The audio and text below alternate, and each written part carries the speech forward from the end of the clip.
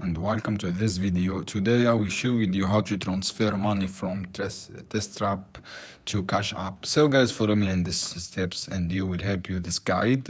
First step guys, what you have to do, check your Testerup payment option and confirm Testerup withdraw to cash directly and direct via PayPal or bank transfer, and you can transfer via PayPal.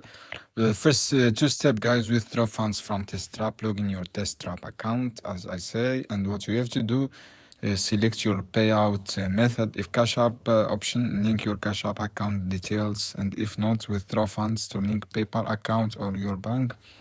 3, transfer from PayPal guys or bank to Cash App. From PayPal, transfer money from PayPal to your linked Cash App card and the bank account from your bank. Use Cash App to add withdraw amount from your bank and verify the transfer. Open Cash App and confirm the funds are available, and make sure these funds are available. Thanks guys for watching this video.